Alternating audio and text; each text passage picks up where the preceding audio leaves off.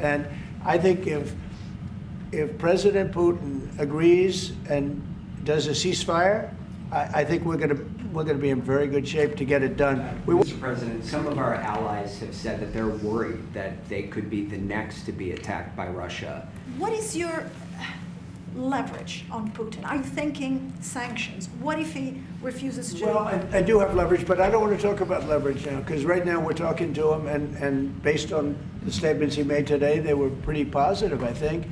So I don't want to talk about that. I hope Russia's going to make the deal too. And I think once that deal happens, you're never going to be in a process. I don't think they're going back to shooting again. I really believe if we had if we get a peace treaty, a ceasefire treaty, I think that leads to peace. That's going to really lead to peace. I don't think anyone wants to go back. They've been doing this for a long time, and it's vicious and violent. And I think if President Putin agrees and does a ceasefire, I think we're going to be in very good shape to get it done. We want to get it over with. That's why it was very important what I instructed everybody, including Steve, what we're looking for, to discuss concepts of land, concepts of power plants, because it's complicated. You know, you have a whole, you're sort of creating the edge of a country. The sad part is that country, if this didn't happen, and it wouldn't have happened, I don't know if they would have to give anything back. I guess Crimea, you know, I said it last time, Crimea was given by Obama. Biden gave him the whole thing, and Bush gave him Georgia. And Trump didn't give him anything. I gave him, you know what I gave him? I gave them javelins. And the javelins were very effective, as you know. I gave them nothing. Mr. President, some of our allies have said that they're worried that they could be the next to be attacked by Russia. You've spoken directly with the Russian president. Yeah. Do you think those fears are justified? No, I don't. I think when this gets done, it's done. They're going to all want to go home and rest. I don't see it happening. Nope, I don't see that happening. And we'll make sure it doesn't happen. Not going to happen, but we'll make sure it doesn't happen. Yeah, go ahead, please. We're going to be discussing a lot of things, obviously. We'll be discussing what's happening with respect to Ukraine and Russia. At this moment, we have people talking in Russia. We have representatives over there, Steve Witkoff and others. And they're in very serious discussions. As you know, Ukraine has agreed, subject to this, what's happening today, to a complete ceasefire, and we hope Russia will do the same. Thousands of people are being killed, young people, usually, mostly. Young people, we were just talking about it, thousands of young people are being killed a week, and we want to see that stop.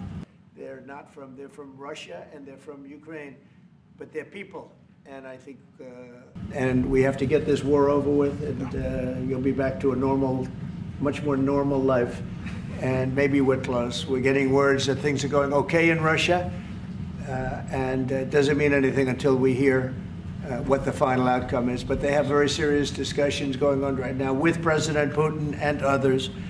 And hopefully they all want to end this nightmare. It's a nightmare. It's a horrible thing. And I think everybody feels the same way. We want it to stop.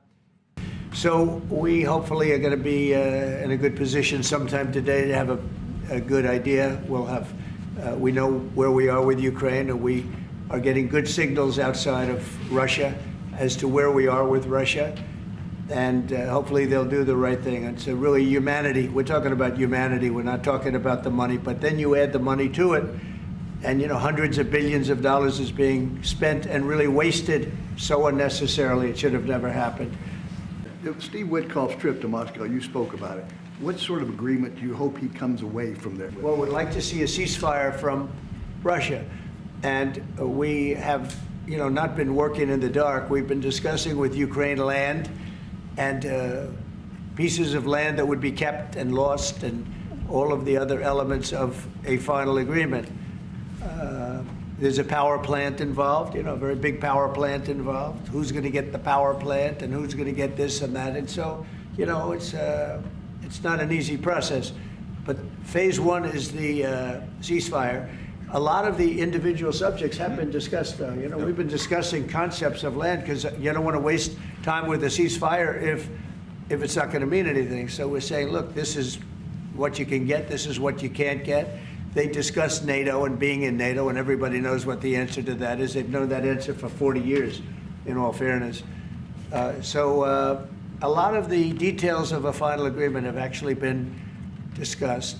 Now we're going to see whether or not Russia's there, and if they're not, it'll be a very disappointing moment for the world. Yeah. And Vladimir Putin just said he is open to a ceasefire, but he does still have some concerns. He suggested that you two should speak directly. Do you have plans to speak to him soon? If Well, I so, would, when? Are yeah. you confident you can get this across the table? Sure. He did say that today. It was a very promising statement because other people are saying different things, and you don't know if they have anything to really, if they have any meaning, or I don't know. I think some of them were making statements. I don't think they have anything to do with it.